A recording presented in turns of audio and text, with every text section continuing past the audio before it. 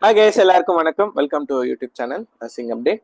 So NORCET 9 கரெக்டாக இன்னும் 1 week தான் இருக்குது. நெக்ஸ்ட் ஃப்ரைடே இந்த டைம்லாம் நம்ம எக்ஸாம் ஃபுல் ஃப்ளெஜ்டாக ரெடி ஆயிடுவோம்.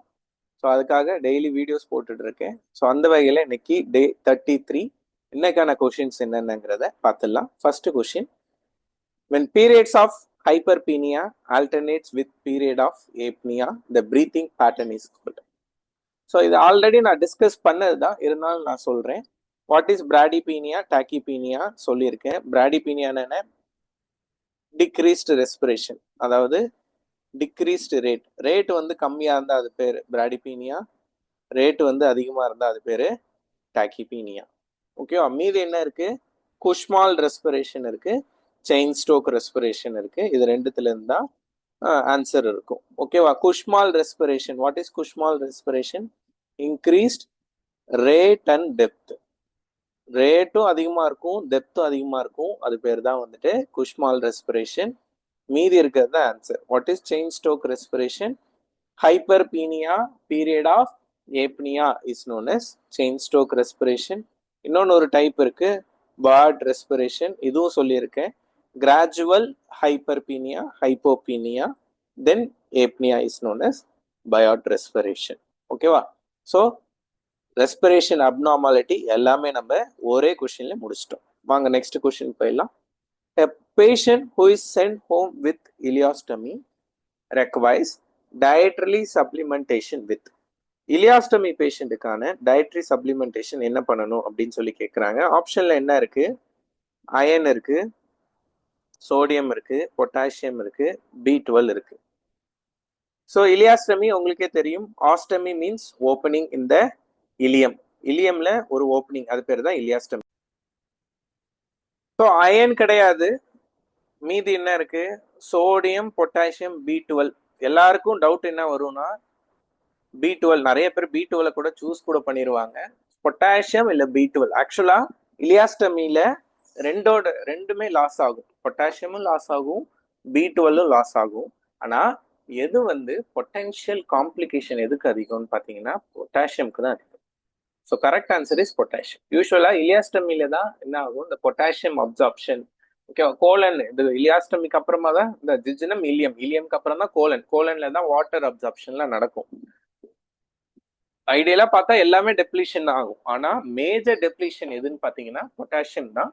B12 லாஸ் ஆகும் தான், இல்லைன்னு சொல்லல. ஆனா B12னால காம்ப்ளிகேஷன் ரொம்ப கம்மி தான். அதனாலதான் நான் B12 சூஸ் பண்ணல, பொட்டாசியமை சூஸ் பண்ணேன். So highest loss occurs due to loss of potassium தான். Correct answer option C, potassium. Next, alkylating chemotherapy agent used in cancer treatment acts by. So alkylating ஏஜென்ட்னா என்ன அப்படின்னு சொல்லி கேட்டிருக்காங்க.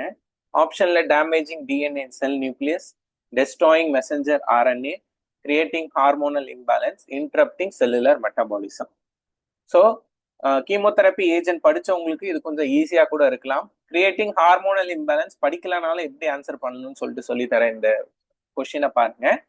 கிரியேட்டிங் ஹார்மோனல் இம்பேலன்ஸ்னா என்ன அர்த்தம்? Hormonal agent. அப்ப கொஸ்டின் என்ன கேட்கறாங்க? ஆல்கலைட்டிங் ஏஜென்ட் கேட்கறாங்க. அப்ப கண்டிப்பா ஹார்மோனலுக்கும் இதுக்கும் சம்பந்தமே கிடையாது. நெக்ஸ்ட், இன்டரப்டிங் செல்லுலர் மெட்டபாலிசம் அப்படின்னா என்ன அர்த்தம்? ஆன்டி மெட்டபாலைட்ஸ் சொல்லிட்டு ஒரு கிளாசிபிகேஷன் இருக்கு. அதான் செல்லுலர் மெட்டபாலிசம் அஃபெக்ட் பண்ணும். ஓகேவா? ஸோ அப்ப ஆப்ஷன் சியும் இல்ல, ஆப்ஷன் டியும் இல்ல. மீதி destroying messenger RNA, then damaging DNA cell nucleus. ஓகேவா? ஆல்கலைட்டிங்னால என்ன அர்த்தம்? Damages cell nucleus. ஓகேவா? எக்ஸாம்பிள் அந்த ஐஃபோசமைடு, சைக்ளோபாஸ்பமைடுலாம் இருக்கு பாத்தீங்களா? These are all examples of alkylating chemotherapy agent. Then destroying messenger RNA, இதுக்கு வந்து என்ன சொல்லுவாங்க? ஆன்டி டியூமர் ஆன்டிபாடிஸ் அப்படின்னு சொல்லிட்டு சொல்லுவாங்க. ஸோ இதான் வந்து கீமோதெரப்பி ஏஜென்ட்டோட கிளாசிபிகேஷன். ஆல்கலைட்டிங் ஏஜென்ட்னா என்ன செய்யும்? செல் நியூக்ளியஸ் அஃபெக்ட் பண்ணும். ஆன்டிபயோட்டிக்ஸ் என்ன செய்யும்? ஆர்என்ஏ அஃபெக்ட் பண்ணும். ஹார்மோன் அஃபெக்ட் பண்ணாத hormonal agent, cellular metabolism affect பண்ணாத ஆன்டி மெட்டபாலிட்ஸ். ஓகேவா? இதான் ஃபர்ஸ்ட் டைம் நீங்க இந்த மாதிரி கொஸ்டின்ஸ் எல்லாம் பாக்குறீங்கன்னா நம்ம சேனலை கொஞ்சம் சப்ஸ்கிரைப் பண்ணிடுங்க. நம்ம எப்பயுமே இந்த மாதிரி யூனிக்கான கொஷின்ஸ் தான் போட்டுட்டு இருக்கு. Next question, the most informative measurement for determining cardiogenic shock. Cardiogenic ஷாக்குக்கான மோஸ்ட் இன்ஃபர்மேட்டிவ் மெஷர்மெண்ட். இன்ஃபர்மேட்டிவ்னா என்ன அர்த்தம்? எது வந்துட்டு கரெக்டா சொல்லும்? கார்டியாக் அவுட்புட்டா, ஆர்டீரியல் பிளட் ப்ரெஷரா, ஆக்சிஜன் சேச்சுரேஷனா, சென்ட்ரல் வீனஸ் ப்ரெஷரா? ஸோ இதை நான் ஆல்ரெடி சொல்லியிருக்கேன். சென்ட்ரல் வீனஸ் ப்ரெஷர் என்ன சொல்லும்? உங்களோட ஃப்ளூயிட் ஸ்டேட்டஸ் தான் சொல்லும். கரெக்டா? சென்ட்ரல் வீனஸ் ப்ரெஷர் என்ன சொல்லும்? டீஹைட்ரேஷன்ல இருக்காங்களா, ஓவர் ஹைட்ரேஷன்ல இருக்காங்களா, இந்த மாதிரி விஷயத்த தான் சொல்லும். ஆக்சிஜன் சேச்சுரேஷன் வார்த்தையில இருக்கு, இட் டினோட்ஸ் ஹைபாக்சி, அதான் O2 ஸ்டேட்டஸ் சொல்லும். அப்ப மீதி ரெண்டு தான் இருக்கு, arterial blood pressure, cardiac output. Arterial blood pressure denotes circulatory status. Circulation வந்து காமன், ஆனா கார்டியோஜெனிக், கார்டியாக் ஸ்பெசிபிக் என்னது? கார்டியாக் அவுட்புட் தான் answer. Answer is cardiac output. ஓகேவா? கொஸ்டின் அதே தான், நான் சொன்ன மாதிரி ஆன்சர் இப்படிதான் இருக்கும். என்னடா இதெல்லாம் ஒரு கொஸ்டினா நினைப்போம். ஆப்ஷன் தான் நம்மளுக்கு பிரச்சனையே. ஆப்ஷன், ரெண்டு ஆப்ஷன் ஈஸியா எலிமினேட் பண்ணிடுறோம். எப்பயுமே ஆர் செட்ல இப்படிதான் இருக்கும் கொஸ்டின். ரெண்டு ஆப்ஷன் ஈஸியா, இது கிடையாது இது கிடையாது, ஆனா மீதி ரெண்டு தான் ரொம்ப ரொம்ப கிரிட்டிக்கலா இருக்கும். பார்த்து ஆன்சர் பண்ணுங்க. Okay, next OBG related question add பண்ண சொல்லியிருந்தீங்க நேற்றைய கமெண்ட்ஸ்ல. உங்களுக்காக தான் இந்த கொஸ்டின்ஸும் ஆட் பண்ணியிருக்கேன். vaginal examination is indicated when membrane ruptures spontaneously in a pregnant woman with polyhydramnios is to assess fetal maturity, note the position of the fetus, determine the stage of labor, rule out the cord prolapse. Question என்ன? Membrane rupture, okay, bag of membrane rupture ஆயிடுச்சு. யாருக்கு? Polyhydramnios உமனுக்கு. பாலிஹைட்ராம்னாஸ்னா என்ன அர்த்தம்? Amniotic fluid more then 2 liters இருந்தா அவங்களதான் பாலிஹைட்ராம்னாஸ்ன்னு சொல்லுவோம். கரெக்டா? So patient is in polyhydramnios, membrane தானா ரப்சர் ஆயிடுச்சு. அப்ப என்ன செய்யறாங்க? வெஜினல் எக்ஸாமினேஷன், பெல்விமெட்ரி பண்றாங்க. ஏன் பண்றாங்க அப்படின்னு சொல்லி கேட்கறாங்க. பெல்விமெட்ரினால உங்களால ஃபீட்டல் மெச்சூரிட்டி அசஸ் பண்ண முடியுமா? கிடையாது. Then position of the foetus measure பண்ணலாம், ஆனா பொசிஷன் ஆஃப் த ஃபீட்டஸ் நீங்க பெல்விமெட்ரி தான் பண்ணணும்னு அவசியம் இல்லையே. நம்மளுக்கு இந்த லியோபார்ட் மேனுவல் அந்த மாதிரிலாம் நிறைய மேனுவல்லாம் இருக்கு, அதை வச்சே நீங்க பொசிஷன் அசஸ் பண்ணிடலாம். அப்ப இதுவும் கிடையாது. Then determine stage of labour. Labour stage பார்க்கலாம், ஓகே, ஆனா லேபர் ஸ்டேஜுக்கும் மெம்பரேன் ரப்சருக்கும் சம்பந்தமே இல்லை. ரெண்டாவது, அவங்க என்ன சொல்லி இருக்குல்ல, இதை பத்தி எதுவுமே சொல்ல. எது? நம்மளோட பெயின், லேபர் பெயினை பத்தி அவங்க மென்ஷனே பண்ணல. அப்ப லேபர் பெயின் தான் ரொம்ப முக்கியம் இல்ல, லேபர் பெயினை பத்தி அவங்க மென்ஷனே பண்ணாதப்ப பேஷண்ட் ஸ்டேஜஸ்ல இருக்காங்களா இல்லையானு தெரியாது. ஃபர்ஸ்ட் ஸ்டேஜ் என்ன? Labour pain, active labour pain இருக்கணும். ஆக்டிவ் லேபர் பெயின் பத்தி அவங்க மென்ஷன் பண்ணல. ஸோ அதனால நம்ம பெல்விமெட்ரிக்கு no use. Rule out cord prolapse தான் ஆன்சர். ஓகேவா? கார்டு ப்ரொலாப்ஸ்ல என்ன இருக்குன்னா, pulsation will be felt in the cord. ஓகேவா? ஸோ இப்போ கார்டு ப்ரொலாப்ஸ் நீங்க பாலிஹைட்ராம்னாஸ் இருந்துச்சு, மெம்பரேன் ரப்சர் ஆயிடுச்சு, மெம்பரேன் ரப்சர் ஆயிட்டு நீங்க வெஜினல் எக்ஸாமினேஷன் பண்ணா என்ன தெரியும்னா, பல்சேஷன் ஃபெல்ட் ஆகும். அதை ரூல் அவுட் பண்றாரு, அதான் அது இண்டிகேட் கார்டு ப்ரொலாப்ஸ். அதை ரூல் அவுட் பண்றதுக்காக தான் நம்ம வெஜினல் எக்ஸாமினேஷன் பண்றோம். ஓகேவா? இந்த கொஸ்டினும் சேம். தெரியலனா நீங்க கொஞ்சம் பேசிக் சென்ஸ் யூஸ் பண்ணி நீங்க ஆன்சர் பண்ணலாம். ஏன் ஃபீட்டல் மெச்சூரிட்டிக்கு தேவையே இல்லை பெல்விமெட்ரி, ஸ்டேஜ் ஆஃப் லேபருக்கும் தேவையே இல்லை, தென் பொசிஷன் ஆஃப் ஃபீட்டஸ்க்கும் தேவையே இல்லை. அப்போ எதுக்கு தேவை? கார்டு ப்ரொலாப்ஸ்க்கு மட்டும்தான் தேவை. Next question, which of the following is a major cause of atonic postpartum hemorrhage? So postpartum hemorrhage, PPH சொல்லிட்டாங்க. PPH, what is PPH? When the blood loss is more than 500 ml in case of normal vaginal delivery. Normal vaginal டெலிவரியில more then 500 ml மேல blood loss ஆச்சுன்னா அது பேரு தான் பிபிஹெச்னு சொல்லுவோம். பிபிஹெச்சுக்கு 4 காசு இருக்கு, 4Tன்னு சொல்லுவாங்க. ஒன் இஸ் ஏட்டோனிசிட்டி, ஒன்னு அவங்களே கொடுத்துட்டாங்க. தென் ட்ராமா, ட்ராமானான injury, then tissue, then thrombin. These are all the 4 major cause of PPH. PPHக்கு இதான் 4 காசு ஆல்ரெடி அவங்களே கொடுத்துட்டாங்க. ஏட்டோனிசிட்டி அப்ப இது கிடையாது. ட்ராமா, ட்ராமா ஆப்ஷன்ல இருக்கா பாருங்க. இன்ஃபெக்ஷன் இருக்கு, இல்ல. ட்ராமா இல்ல. தென் த்ராம்பின் இருக்கா? ஜாண்டிஸ் இருக்கு, சிஸ்டமிக் லூப்பஸ் எரித்தமேட்டஸ் இருக்கு, இல்ல. மீதி என்ன இருக்கு? டிஷ்யூ மட்டும்தான் இருக்கு. என்னது? Retained product. Retained product of conception or retained placenta is a major cause of postpartum hemorrhage. Atonicity தான் most common cause. அதுல மேஜர் காஸ் என்னன்னா retained placenta தான். ஓகேவா? Correct answer option B, retained placenta தான். So ப்ரிப்பரேஷனுக்காக கேட்டிருந்தீங்க test எப்படி எழுதுறதுன்னு. நான் போன வீடியோலையும் சொல்லியிருந்தேன், இந்த வீடியோலையும் சொல்றேன் நான். ஸோ நர்சிங் அப்டேட் அதான் எங்களோட வெப்சைட்டு, இல்லைன்னா ஆண்ட்ராய்டுக்கான மொபைல் அப்ளிகேஷன் ரெண்டுமே வந்து டிஸ்கிரிப்ஷன்ல கொடுத்துருக்கேன். ஓப்பன் பண்ணீங்கன்னா இங்கே ப்ரீவியஸ் இயர் எம்சிக்யூஸ்ன்னு இருக்கும். இதுல வந்து உங்களுக்கு ப்ரீவியஸ் இயர்ஸ் கொஸ்டின்ஸ் எல்லாமே இருக்கு. ஃப்ரீ தான் உங்க ஆக்சஸ். எத்தனை பேர் வேணா எத்தனை வாட்டி வேணா பார்த்துக்கிட்டே இருக்கலாம். ஃபார் எக்ஸாம்பிள் இப்போ ஜிப்மர்னு எடுத்துக்கிட்டீங்கன்னா ஜிப்மர்ல பாருங்க, இதுவரை 2012 என்னென்ன எக்ஸாம் நடந்துச்சோ எல்லா எக்ஸாம் கொஸ்டின்ஸும் இருக்கும் உங்களுக்கு. நீங்க படிச்சுக்கலாம். இல்ல நான் ஆர்ஆர்பிக்கு நெக்ஸ்ட் ஆர்ஆர்பிக்கு ப்ரிப்பேர் பண்ண போறேன், ஆர்ஆர்பிக்கும் பாருங்க. ஆர்ஆர்பியும் 2019 மாடல் எல்லாமே அப்லோட் பண்ணியிருக்கேன். 2025 மாடல் இப்போ அப்லோட் பண்ணிடுவேன் இன்னும் கொஞ்ச நாள்ல. தென் எய்ம்ஸ்ல இப்போ நார்செட் ஸ்பெசிஃபிக்கா நார்செட் ப்ரிலிம்ஸ் பார்த்தாலே எல்லா ப்ரிலிம்ஸுமே வச்சிருக்கு. ஓகேவா? ஸோ இந்த மாதிரியும் இருக்கு. இது எல்லாமே உங்களுக்கு ஃப்ரீ டு ஆக்சஸ் பார்த்துக்கலாம். இல்லை நான் டெஸ்ட் எழுதுறதுக்கும் நான் ஒரு ஃப்ரீ டெஸ்ட் கொடுத்துருந்தேன். எய்ம்ஸ் ப்ரிலிம்ஸ்ன்னு இருக்கும். ப்ரிலிம்ஸ் மாடல்ல போனீங்கன்னா ஃபர்ஸ்ட் டெஸ்ட் ஃப்ரீ தான் உங்களுக்கு. ஓகேவா?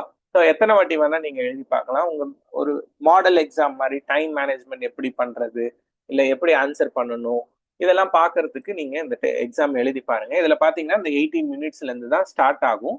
ஸ்டார்ட் ஆகிட்டு அப்படியே கம்மி ஆகிட்டே வரும். உங்க எல்லாருக்குமே தெரியும் ப்ரிலிம்ஸ்ல மொத்தம் 5 சப்டிவிஷன் இருக்கு. ஒரு மாடல்லையும் 20 கொஸ்டின்ஸ் இருக்கும். 18 மினிட்ஸ்ல முடிஞ்சிடும். இப்போ 20th கொஸ்டின் டிபெண்ட் சும்மா நான் போடுறேன். ஓகே, இது 15th கொஸ்டின். இந்த மாதிரி என்ன கொஸ்டினோ நான் ஆன்சர்லாம் பார்க்கல, சும்மா அப்படியே ரேண்டமா வந்துட்டு செலக்ட் பண்றேன். இல்லை நான் இதை பார்த்துட்டு ஸ்கிப்பு கூட கொடுக்கலாம். ஓகே, இது நீங்க எப்படி சிபிடி எழுதுறீங்களோ அதே மாதிரியே தான் இருக்கும் எக்ஸாம். ஓகே, ஸோ முடிச்சுட்டு ஒன்ஸ் சப்மிட் பண்ணிட்டீங்கன்னா இதுல வந்து நான் சப்மிட் பண்ணா 1.5 hours ஆகும். நான் வேற ஏதாவது டெஸ்ட் சப்மிட் பண்ணி காட்டுறேன் நான். ஓகே,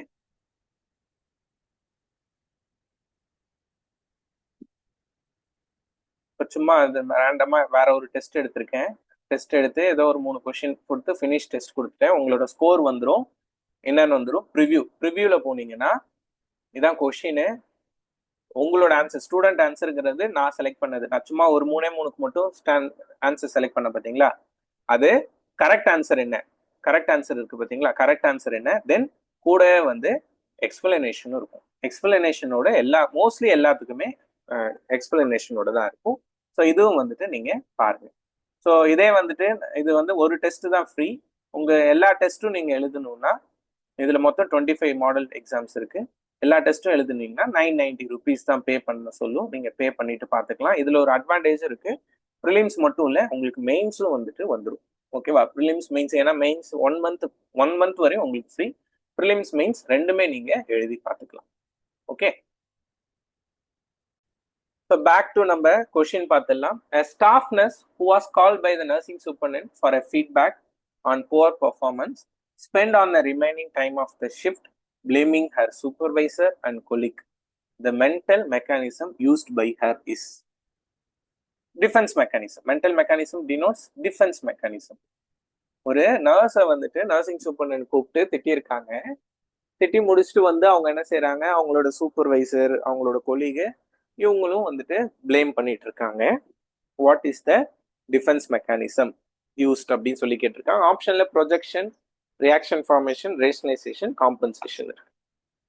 ஸோ காம்பன்சேஷன் உங்களுக்கே தெரியும். சப்போஸ் அதாவது இதே சினாரியோல காம்பன்சேஷன் என்னன்னு சொல்லி சொல்றேன். காம்பன்சேஷன் என்ன, அவங்க புவர் பர்ஃபார்மன்ஸ்க்கு நர்சிங் சூப்பர்டென்ட் திட்டாங்கன்னா காம்பன்சேஷன் என்ன அர்த்தம், அதுக்கப்புறம் அவங்க வந்து நல்லா ஒர்க் பண்ணுவாங்க. ஓகேவா? ப்ராப்பரா ஒர்க் பண்ண ஆரம்பிச்சிருவாங்க. அதான் காம்பன்சேஷன் அர்த்தம். ரேஷனலைசேஷன் என்ன, ரேஷனலைசேஷன்னா இப்போ அவங்க ஏதோ தப்பு பண்ணியிருக்காங்க, ஏன் ஒழுங்கா வேலை செய்யல அப்படின்னு சொல்லிட்டு சோஷியலி வேலிட் ரீசன் கொடுத்தா அது ரேஷனலைசேஷன். தென் ரியாக்ஷன் ஃபார்மேஷன் என்ன, அவங்க திட்டாம அவங்க இன்சார்ஜ் அவங்க கிட்ட எல்லாம் வந்து அப்படியே ஆப்போசிட்டா அவங்களுக்கு பிடிக்காதவங்களும் ரொம்ப பிடிச்ச மாதிரி ஆப்போசிட்டா நடந்துச்சுன்னா அது வந்துட்டு ரியாக்ஷன் ஃபார்மேஷன். மீதி என்னதுக்கு ப்ரொஜெக்ஷன் தான் ஆன்சர். இதுல ஒரு 4 லைன் இருக்கு கொஷின். ஆனா ஒரே வார்த்தையில நான் இந்த கொஷினை முடிச்சிருவா. இதாங்க, blaming her supervisor and colleagues. இதான், இந்த ஒரு வார்த்தையில முடிஞ்சிருச்சு. What is projection? Blaming others for their own difficulty. அவங்க ஒழுங்கா வேலை செய்யலன்ட்டு அவங்க யார திட்டுறாங்க, அவங்க மேல இருக்க தப்ப மத்தவங்க மேல போட்டுறாங்க. அது பேரு தான் என்னது? ப்ரொஜெக்ஷன்ங்கிறது. அதுக்கு தான் நான் சொல்லுவேன், எப்பயுமே சொல்லுவேன், ஒரு கொஷின்ல கீவேர்டு என்னன்னு சொல்லி பாருங்க. கீவேர்டை பார்த்தாலே உங்களுக்கு ஆன்சர் எழுதிருவீங்க. Okay, next. In a ECG recording of a client, the nurse observed tall peaked T wave, flat P wave, widened QRS and prolonged PR interval. The nurse identified. டால் பீக்குடுன்னு பார்த்தாலே கண்ணை மூடிட்டு எழுதிடலாம். என்னது? ஹைப்பர் கெலிமியா தான். ஹைப்பர் கெலிமியால தான் tall P wave இருக்கும். Hypo கெலிமியால என்ன இருக்கும்? இன்வெர்டட் பி வேவ் இருக்கும். சாரி, இன்வெர்டட் டி வேவ் இருக்கும். Hyperkalaemia tall peaked T wave, hypokalaemia inverted T wave. Then hypocalcaemia hyper கால்சிமியால என்ன இசிஜி சேஞ்ச் இருக்குங்கிறத கமெண்ட் செக்ஷன்ல கமெண்ட் பண்ணுங்க. நான் கண்டிப்பா வந்து உங்க கமெண்ட்ஸ் எல்லாத்துக்குமே ரிப்ளை பண்ணுவேன். ஓகேவா? Next, which institution perform India's first robotic laser cataract surgery? Robotic laser, ஓகேவா, லேசர் சர்ஜரி ரோபாட்டிக்கோட பண்ணது ஆர்மி ஹாஸ்பிட்டல் தான் ஃபர்ஸ்ட் இந்த மார்ச் மந்த் பண்ணியிருக்காங்க. இந்தியாவிலே ஃபர்ஸ்ட் கவர்மெண்ட் இன்ஸ்டிடியூஷன். பிரைவேட்ல பண்ணியிருக்காங்க ஆல்ரெடி, ஆனால் கவர்மெண்ட் இன்ஸ்டிடியூட்ல ஃபர்ஸ்ட் பண்ணது ஆர்மி ஹாஸ்பிட்டல் தான் ஃபர்ஸ்ட் பண்ணியிருக்காங்க. ஸோ சில பேர் வந்து கமெண்ட் செக்ஷன்ல கொடுத்துருந்தீங்க, லைக் ஆர்ஆர்பிக்கு கொஷின். எஸ், நார்செட் முடிஞ்சோடனே ஆர்ஆர்பி கொஷின் போடுவேன். ஆர்ஆர்பிக்கும் நார்செட்டும் தனி பேட்டர்ன்லாம் இல்லை, ஆல்மோஸ்ட் சேம் தாங்க. நர்சிங் கொஷின் எல்லாமே இப்படிதான் இருக்கும். ஆர்ஆர்பியில எக்ஸ்ட்ராவா மேக்ஸ் கொஷின் மட்டும் நீங்க படிக்கிற மாதிரி வருமே தவிர்த்து வேற எந்த பிரச்சனையும் இருக்காது. ஆல்மோஸ்ட் சேம் பேட்டர்ன் தான் ஆர்ஆர்பியும் நார்செட்டுமே. சரியா? நெக்ஸ்ட், கொஞ்சம் biological related or general knowledge question. Plant that grow in saline water is called or called. ஓகேவா? சலைன் வாட்டர், வாட்டர்லயே க்ரோ, அதுவும் சலைன் வாட்டர். சலைன் வாட்டர்னா என்ன? அந்த உப்பு தன்மை அதிகமா இருக்க வாட்டர்ல க்ரோ ஆகிற பிளான்ட் பேர் என்னன்னு சொல்லி கேட்டிருக்காங்க. ஹைட்ரோஃபைட்ஸ் தெரியும். ஹைட்ரோனால என்ன அர்த்தம்? வாட்டர். நார்மல் வாட்டர்ல க்ரோ ஆச்சுன்னா அது பேரு ஹைட்ரோஃபைட்ஸ். தாலோஃபைட்ஸ் தெரியும்னு நினைக்கிறேன். இந்த ஃபங்கல் தாலோஃபைட்ஸ்னா ஃபங்கஸ் சொல்லுவாங்க. ஃபங்கஸ்னா என்ன? நம்ம அந்த மஷ்ரூம்லாம் சொல்றோம்ல, அதுதான் வந்து தாலோஃபைட்ஸ் அப்படின்னு சொல்லி சொல்லுவாங்க. மீசோஃபைட்ஸ், மீசோஃபைட்ஸ்னா என்ன? லெஸ் வாட்டர்ல க்ரோ ஆகிறது மீசோஃபைட். மீதி இருக்கிறது தான் halophytes. What are halophytes? Saline water. ஓகேவா? இந்த பீச் பக்கத்துல இருக்க இடத்துல கூட அந்த பிளான்ட் எல்லாம் க்ரோ ஆகும். அந்த பிளான்ட் பேரு தான் என்னது? ஹாலோஃபைட்ஸ். ஓகேவா? ஹோப் இந்த வீடியோ பிடிச்சிருக்கும்னு நினைக்கிறேன். பிடிச்சிருந்தா உங்க ஃப்ரெண்ட்ஸ் எல்லாருக்கும் ஷேர் பண்ணுங்க. Thank you so much guys.